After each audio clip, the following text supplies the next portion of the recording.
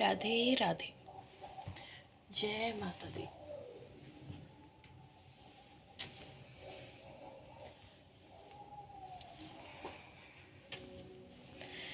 श्री कृष्ण गोविंद हरे मुरारी, हे नाथ नारायण वासुदेवा।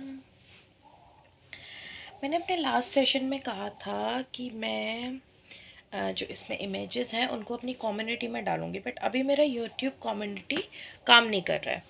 तो जैसे ही वो काम करता है I will upload the pics.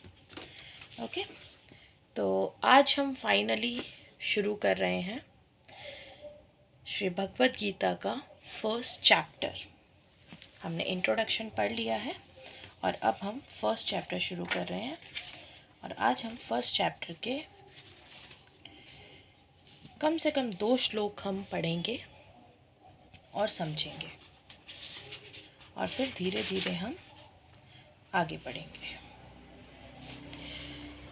तो फर्स्ट चैप्टर है observing the armies on the battlefield of Kurukshetra. First chapter है कि जो कुरुक्षेत्र की युद्ध भूमि है वहाँ पे आर्मीज को ऑब्जर्व करना, मतलब देखना।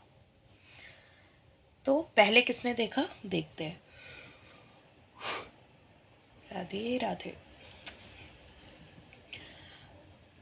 धर्म क्षेत्रे कुरुक्षेत्रे संवेतायुयुत्सवः मामकाः पांडवाश्चैव किम कुर्वत् संजय। धृतराष्ट्र कहते हैं, O Sanjay, after my sons and the sons of Pandu assembled in the place of pilgrimage at Kurukshetra desiring to fight, what did they do. तो धृतराष्ट्र यहाँ पे संजय से कहते हैं, संजय कौन है, संजय हैं धृतराष्ट्र के असिस्टेंट। तो वो संजय से पूछते हैं कि जब मेरे पुत्र और पांडु के पुत्र कुरुक्षेत्र की भूमि में, तीर्थ भूमि में जब इकट्ठा हुए, एकत्रित हुए हैं युद्ध के लिए, तो उन्होंने क्या किया। Bhagavad Gita is the widely read theistic science summarized in the Gita Mahatmya, glorification of the Gita. There it says that one should read Bhagavad Gita very scrutinizingly with the help of a person who is a devotee of Shri Krishna and try to understand it without personally motivated interpretations. तो यहाँ पे इस चीज़ की कुछ व्याख्या की हुई है, पर्पट जो यहाँ पे है कि भगवद गीता जो है वो एक ऐसी साइंस है जिसको समराइज किया गया है, जिसका जो मेन एक्सट्रैक्ट है वो गीता महात्म्यों में समझा दिया गया है, मतलब ग्लोरिफिकेशन ऑफ द गीता, जिसको हम आम भाषा में उसके बेनिफिट्स भी कह सकते हैं। Radhe Radhe. I am so sorry, शायद नवरात्रि के पहले दिन का असर है कि ऐसा हो रहा है। तो भगवद गीता जो है, गीता महात्म्य हमने जैसे पढ़े थे, कितने गीता महात्म्य थे, 7 थे आई थिंक। एक बार देख लेते हैं क्योंकि मुझे भी, हाँ, गीता महात्म्य 7 थे जो हमने पढ़े हैं, जो हमने समरी पढ़ी है, राइट। तो उसमें बहुत सारी चीज़ें थी कि पुराने जो जन्मों के पाप हैं वो धुल जाते हैं, आगे आने वाले जन्मों का कर्मा बदल जाता है, किस्मत बदल जाती है। वो बहुत सारे महात्म्य हमने गीता के पढ़े थे कि भगवद गीता पढ़ने का क्या फ़ायदा होता है। तो यहाँ पे लिखा है कि लेकिन उस ग्लोरिफिकेशन के लिए, उस महत्व के लिए, उस फ़ायदे के लिए, अपने जीवन में उसको अप्लाई करने के लिए ज़रूरी है कि जो भगवद गीता का पाठ है वो किसी ऐसे इंसान की मदद से किया जाए जो श्री कृष्ण का भक्त हो, ताकि वो उसको पर्सनली मोटिवेटेड इंटरप्रिटेशन ना करे, मतलब वो अपनी समझ उसमें ना चलाए, बल्कि जो गीता में कहा गया है वो एग्जैक्टली आपको बताए, as I am trying to do it.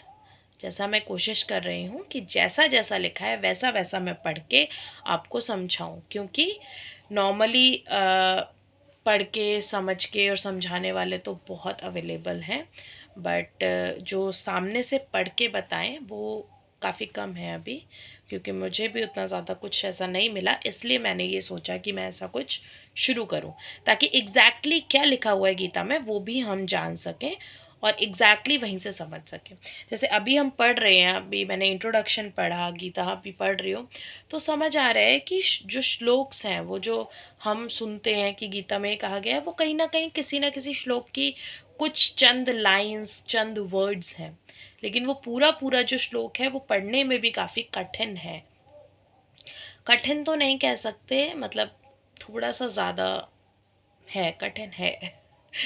तो इम्पॉसिबल नहीं है, कठिन है, पर उसको हम ट्राई कर रहे हैं तो हम ज़रूर पढ़ेंगे।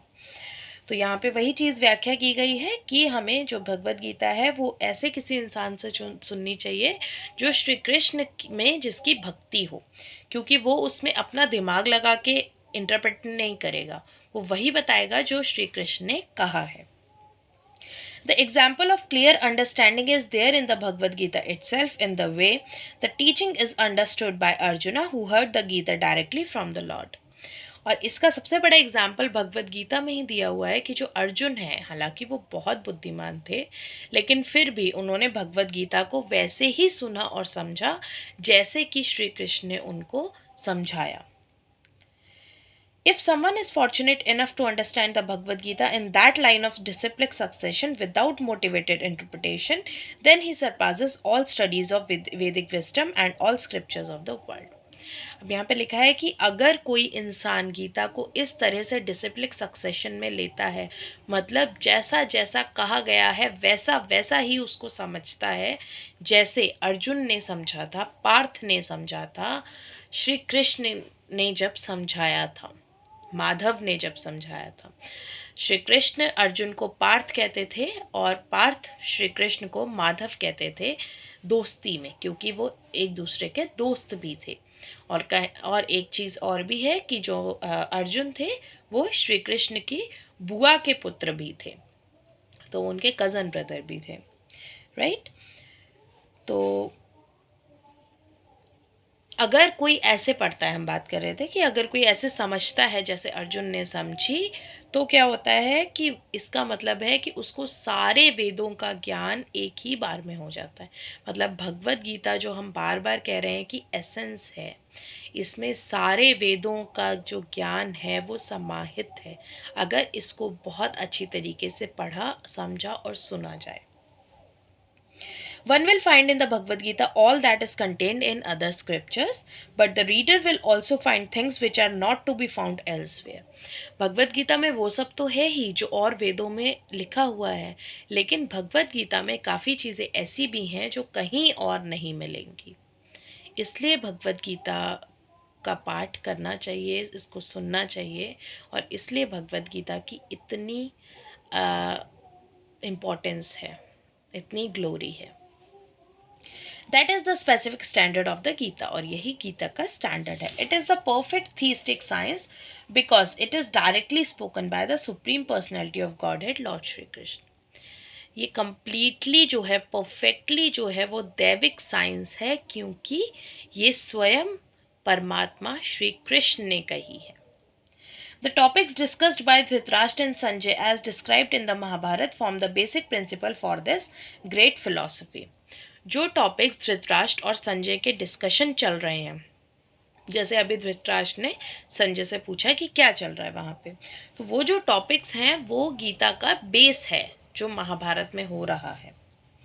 It is understood that this philosophy evolved on the battlefield of Kurukshetra, which is a sacred place of pilgrimage from the immemorial time of the Vedic age. और ये समझा जाता है कि ये जो फिलॉसफी है, ये जो भी गीता में सब कुछ है, ये कुरुक्षेत्र की युद्ध भूमि में इवॉल्व हुआ था। मतलब अर्जुन को जब बताया गया था तो सामने आया था। और कुरुक्षेत्र की भूमि क्या है? एक बहुत ही पूजनीय भूमि है, पूजनीय तीर्थ भूमि है, सेक्रेड प्लेस ऑफ पिलग्रिमेज। और वो भी कब से? अनंत काल से। मतलब जब कुछ भी नहीं था तब भी कुरुक्षेत्र की भूमि थी।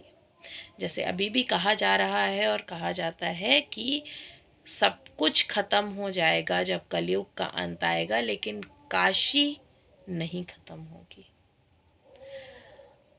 तो ये कहीं ना कहीं हमने देवी की कहानी में भी पढ़ा है, मैंने सुना है। पढ़ा तो मैंने अभी तक नहीं है, मैंने सुना है कि पुराणों के अनुसार जो प्रथम देवी जिनकी हम पूजा करते हैं नवरात्रि में, माँ शैलपुत्री, वो जो हैं वो उनका एक मंदिर है काशी में। और वो जब भगवान शिव से रूठ के जब वो धरती पे भ्रमण निकल गई थी और उनको जहाँ उनका मन किया वो वहाँ बैठ गई थी, तो वो काशी में ही बैठी थी। और जब भगवान भोलेनाथ उनको लेने आए थे माता पार्वती को, तो उन्होंने वहाँ पे अपना एक उनको वो जगह इतनी पसंद आई थी कि उन्होंने अपना वो रूप जो है वो वहाँ पे ही स्थापित कर दिया था। और वहाँ पे तब से माँ शैलपुत्री का मंदिर बना हुआ है। आगे पढ़ते हैं। It was spoken by the Lord when he was present personally on this planet for the guidance of mankind. और ये जो फिलॉसफी है ये किसने, भगवान श्री कृष्ण ने स्वयं कही है जब वो इस धरती पर आए थे मनुष्यता को गाइडेंस देने के लिए, मनुष्यता को एक मैनुअल देने के लिए कि लाइफ को कैसे जीना है। पर जैसे कि हमारे पास हम वॉशिंग मशीन ख़रीदते हैं या कुछ भी मशीन ख़रीदते हैं उसमें मैनुअल आता है, हम क्या करते हैं, मैनुअल को डालते हैं डब्बे में कि हमें पता है, हमें आता है इसको यूज़ करना, हमें इसकी ज़रूरत नहीं है। और जब बाद में उसमें गड़बड़ें शुरू होती हैं तो हम ढूंढते फिरते हैं तो मैनुअल, और वो जा चुकी होती है कबाड़ी के पास। दिवाली की सफाई आने वाली है, जितनी चीज़ें अभी सेल में ख़रीदी जाएंगी सब कुछ जाएंगे डब्बे कबाड़ में। और उसके बाद जब ज़रूरत पड़ती है 3-4 महीने 5 महीने में, जब मशीन कुछ दिक्कत करने लगती है क्योंकि वो प्रॉपर यूज़ नहीं हो रही होती, तब बुलाना पड़ता है मैकेनिक को। लाइफ के मैकेनिक कौन है, परमात्मा। तो वही इंसान करता है कि जैसे ही प्रॉब्लम शुरू होती हैं तब याद करता है कि हे भगवान अब आ जाओ, अब मैंने बिगाड़ लिया है, अब आप सुधार दो आके, मेरी बिगड़ी बना दो आके। मुझे एक भजन भी याद आ गया इसी बात पे, माता रानी के दिन चल रहे हैं, बिगड़ी मेरी बना दे ऐ शेरों वाली मैया। तो हम वही करते हैं, हमने लाइफ की मैनुअल भगवत गीता के साथ भी वही किया है। हमने ये रख दिया है कि हाँ ठीक है, हमने सुना है पढ़ा है, वो छोटा छोटा सा जो हमने पढ़ा है वो कहीं ना कहीं सिर्फ 2% है भगवत गीता का, जैसा कि मैं अभी पढ़ रही हूँ और मुझे समझ आया, क्योंकि अभी सिर्फ इंट्रोडक्शन पढ़ा है और अभी तक ऐसा कुछ भी नहीं देखा जो हम देखते हैं कि ये भगवत गीता में कहा गया। मतलब वो कहीं ना कहीं इस पूरे ग्रंथ में कहीं ना कहीं वो छोटा सा कहीं होगा। तो हमें इस मैनुअल को पढ़ना चाहिए, सुनना चाहिए, और जैसा कि भगवत गीता में लिखा है कि सुनने से भी सेम बेनिफिट होता है। The word Dharm Kshetra, a place where religious rituals are performed, is significant because on the battlefield of Kurukshetra, the Supreme Personality of Godhead was present on the side of Arjun. अब यहाँ पे कुरुक्षेत्र को युद्ध भूमि के साथ साथ धर्म क्षेत्र भी कहा जा रहा है। धर्म क्षेत्र क्यों कहा जा रहा है, क्योंकि यहाँ पे रिलीजियस रिचुअल्स हो रहे हैं, मतलब सर्विस। यहाँ पे रिलीजन जो है वो सर्विस है, धर्म है, यहाँ पे धार्मिक कार्य हो रहे हैं, क्योंकि अर्जुन की तरफ स्वयं परमात्मा श्री कृष्ण मौजूद हैं। Dhritarashtra, the father of the Kurus, was highly doubtful about the possibility of his son's ultimate victory. और जो धृतराष्ट्र है वो बहुत ज़्यादा उनको डाउट है, शंका है कि मेरे पुत्रों की जीत नहीं हो पाएगी। उनको इस बात का पूरा डाउट है कि उनकी जीत संभव नहीं है। In his doubt he inquired from his secretary Sanjay what did they do, और उसी डाउट में उन्होंने अपने सेक्रेटरी संजय से पूछा कि वो क्या कर रहे हैं, उन्होंने क्या किया। He was confident that both his sons and the sons of his younger brother Pandu were assembled in that field of Kurukshetra for a determined engagement of the war. But वो श्योर किस लिए थे कि युद्ध तो होगा, क्योंकि पांडु और उनके पुत्र जो हैं कौरव और पांडवास जो हैं वो युद्ध के लिए ही कुरुक्षेत्र की भूमि पे एकत्रित हुए हैं। Still his inquiry is significant, लेकिन फिर भी उनकी इंक्वायरी सिग्निफिकेंट है कि वहाँ क्या हुआ। He did not want a compromise between the cousins and brothers, and he wanted to be sure of the fate of his sons on the battlefield.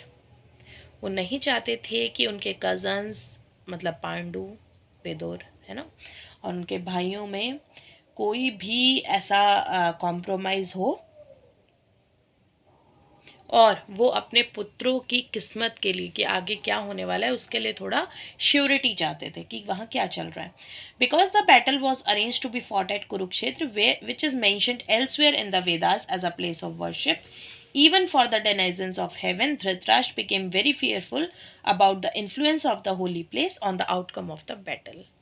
अब देखो यहाँ पे धृतराष्ट्र ज्ञानी हैं, सच में वो बहुत ज्ञानी थे. मैं महाभारत देख रही हूँ अभी, और उसमें भी मैंने देखा है जो प्रॉपर उनको कास्ट किया गया है, उनके जो डायलॉग्स हैं, उनका जो रोल दिया गया है कि धृतराष्ट्र सच में बहुत ज्ञानी थे. बस सिर्फ वो उनके पास नैन नहीं थे, लेकिन उनके पास नज़र थी. वो इतना ज़्यादा कैपेबल थे कि वो हर चीज़ में परिपूर्ण थे, सिवाय एक कमी के कि वो जन्म से अंधे थे. लेकिन उन्होंने सारा ज्ञान, सारी बुद्धि अपनी एकदम हाईएस्ट लेवल पे पहुंचाई थी ताकि उनको कहीं भी कोई दिक्कत ना आए. तो यहाँ पे धृतराष्ट्र बहुत अच्छे से जानते हैं कि जो कुरुक्षेत्र है वो तो पूजनीय है, और पूजनीय किसके द्वारा? सिर्फ मनुष्यों के द्वारा नहीं, इंसानों के द्वारा नहीं, बल्कि जो स्वर्ग में रहते हैं वो भी कुरुक्षेत्र की भूमि को पूजते हैं. सोचिए कितनी पूजनीय वो भूमि है. इसलिए कहा गया है उसको धर्म क्षेत्र, इसलिए क्योंकि इतनी पूजनीय भूमि पे अगर कोई भी काम हो रहा है, हालांकि वो युद्ध ही क्यों ना हो, वो धर्म के लिए हो रहा है. तो उनको ये फियर था, ये भय था कि वो जो भूमि इतनी पवित्र है, इतनी दैविक है, इतनी पूजनीय है, और क्योंकि उनको अपने पुत्रों के इंटेंशन बहुत अच्छे से पता थे.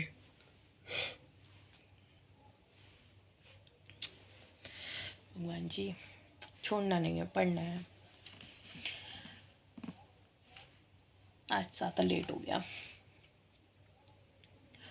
तो जो बैटल है कुरुक्षेत्र का, क्योंकि वो धृतराष्ट्र जानते थे कि वो कितनी पूजनीय भूमि है, और उनको अपने पुत्रों की, मतलब दुर्योधन की और बाकी अपने पुत्रों की, और जितने भी वहाँ पे राजा एकत्रित हुए थे, उन सब की कहीं ना कहीं इंटेंशंस पता थी, नियत पता थी, और वो जानते थे कि वो अधर्म है, इसलिए वो धर्म के सामने नहीं टिक पाएंगे, और इसीलिए उनको अपने पुत्रों की जीत का भय था. He knew very well that this would influence Arjuna and the sons of Pandu favorably because by nature they were all virtuous. उनको पता था कि वो जो भूमि है वो कहीं ना कहीं पांडवास के फेवर में रहेगी, क्योंकि वो सब धार्मिक है. Sanjay was a student of Vyas, and therefore by the mercy of Vyas, Sanjay was able to envision the battlefield of Kurukshetra even while he was in the room of Dhritarashtra. Sanjay जो हैं वो व्यास जी के शिष्य थे, और व्यास जी से उन्हें उनकी दया से उनको ऐसा एनविजन था, ऐसा उनके पास बुद्धि थी, ऐसी उनके पास क्या बोलते हैं, ऐसा उनके पास उनको मिला हुआ था, मतलब वरदान कह सकते हैं, या उनको ऐसी टीचिंग मिली हुई थी, लर्निंग उन्होंने ऐसी की थी कि वो धृतराष्ट्र के साथ उनके कमरे में बैठे बैठे देख सकते थे कि युद्ध भूमि में क्या चल रहा है. दूरदृष्टि की उनको विद्या मिली हुई थी. And so Dhritarashtra asked him about the situation on the battlefield. इसलिए धृतराष्ट्र जो है वो उनसे पूछ रहे हैं कि क्या चल रहा है. Both the Pandavas and the sons of Dhritarashtra belong to the same family, but Dhritarashtra mind is disclosed herein.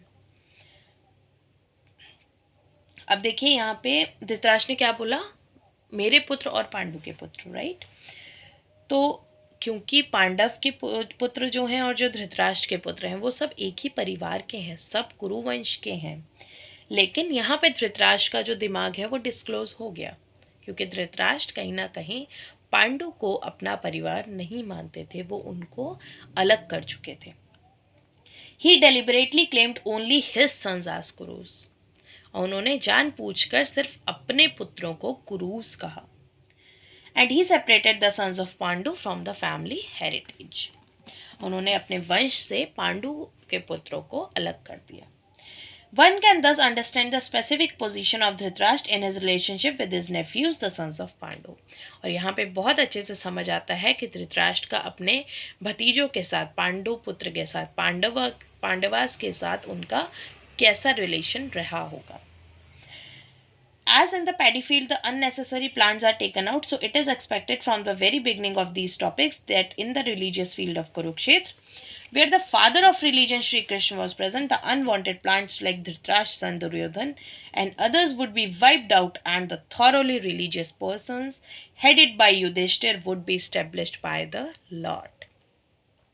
जैसा कि एक खेत में जब हम फसल बोते हैं तो क्या होता है कि जो फसल उग रही होती है उसको किसान छोड़ देता है, और जो साइड में अनवांटेड प्लांट्स उगने लगते हैं, जंगली फसल जिसको हम कहते हैं, जंगली पौधे, उनको बीच बीच में किसान जो है वो उखाड़ता रहता है. क्यों उखाड़ता रहता है?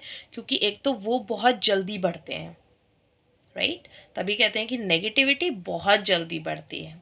तो वो बहुत जल्दी बढ़ते हैं और जो प्लांट्स का नरिशमेंट है, न्यूट्रिशन है, वो सारा खींच लेते हैं. तो इसलिए किसान जो है वो पूरा देखभाल करता है. तो उसी तरह से समझाया गया है कि वो जो फसल है, जो मेन फसल है, वो धर्म है, और जो अनवांटेड प्लांट्स हैं वो अधर्म है.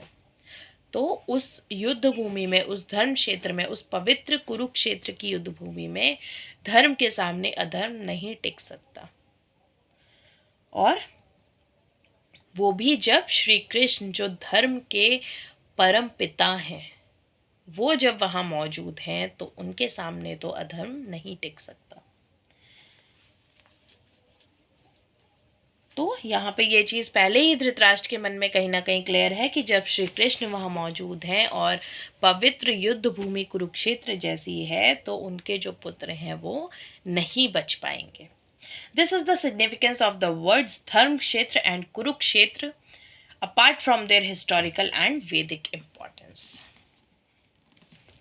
अब उसकी जो ऐतिहासिक जो इम्पोर्टेंस है और जो वेदों में लिखा गया है, उसके अलावा एक ये इम्पॉर्टेंट पॉइंट है कि वहाँ पे धर्म गुरु, धर्म परम पिता श्री कृष्ण वहाँ मौजूद हैं.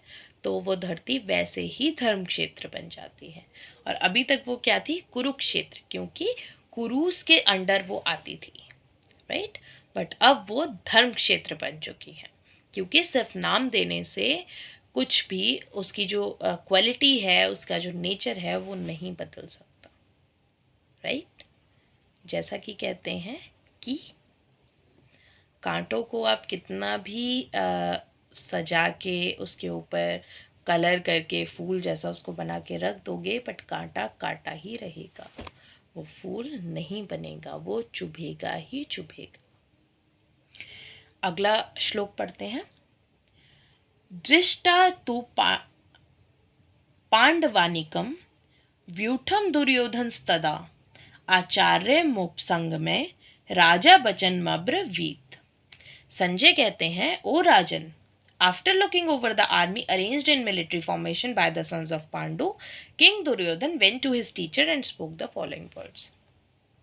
संजय कहते हैं, हे राजन, पांडु के द्वारा आर्मी अरेंजमेंट देख के, जो उन्होंने अपना आर्मी अरेंजमेंट किया है, तो राजा दुर्योधन, महाराज दुर्योधन जो हैं वो अपने गुरु के पास गए हैं और उन्होंने ये कहा है.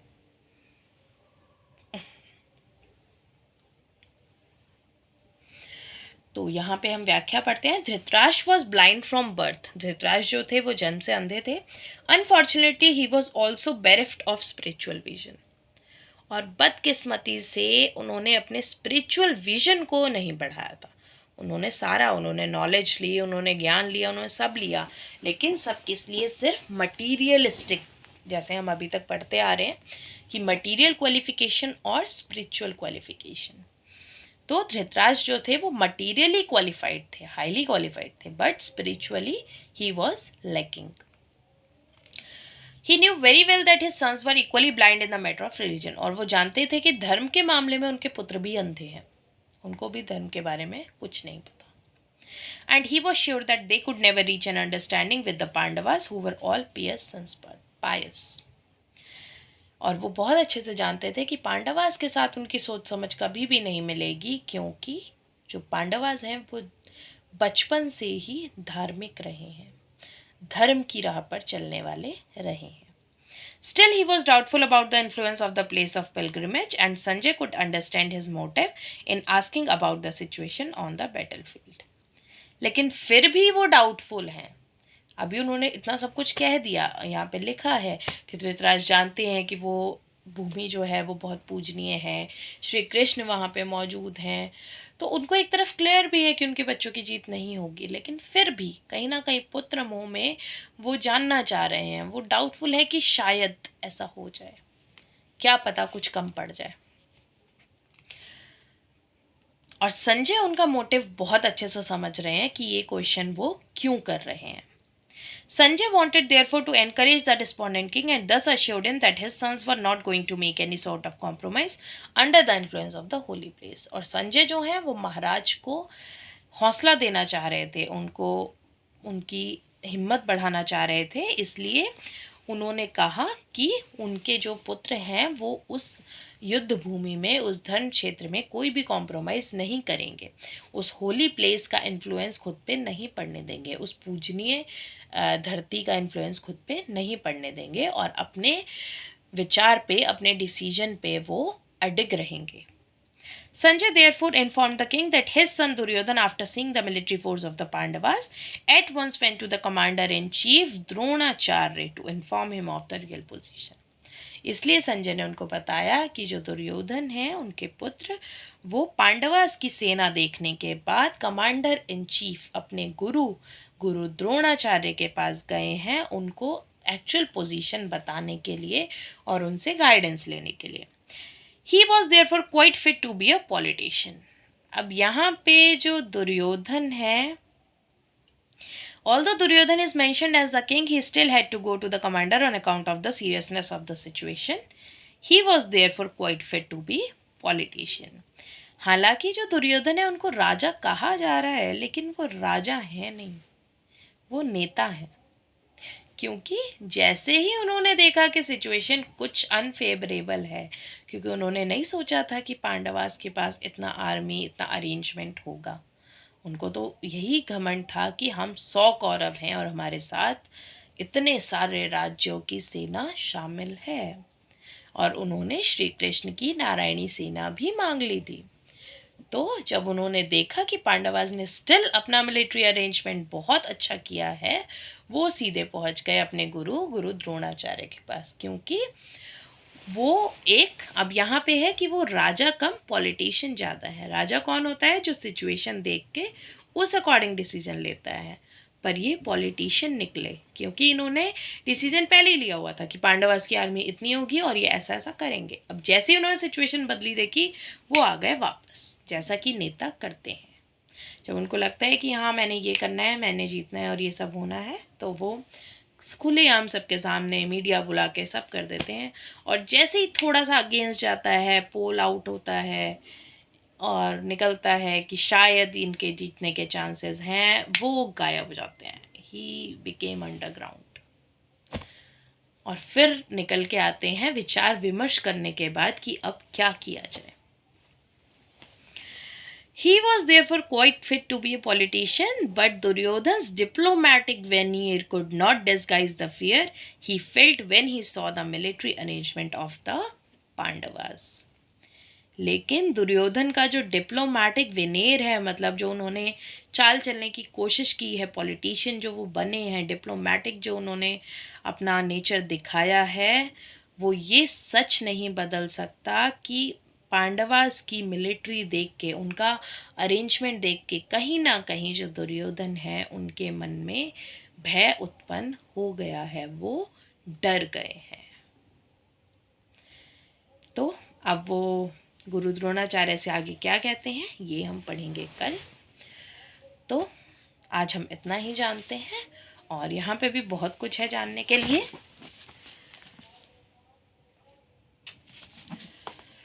हाँ, भूल चूक क्षमा करिए, आज बहुत गलतियाँ शायद मैंने की हैं, इसलिए इतना ही पढ़ना काफ़ी रहेगा। तो कल मिलते हैं आगे जानने के लिए और भगवद गीता को आगे पढ़ने के लिए। तब तक के लिए राधे राधे, हरे कृष्ण, जय माता दी।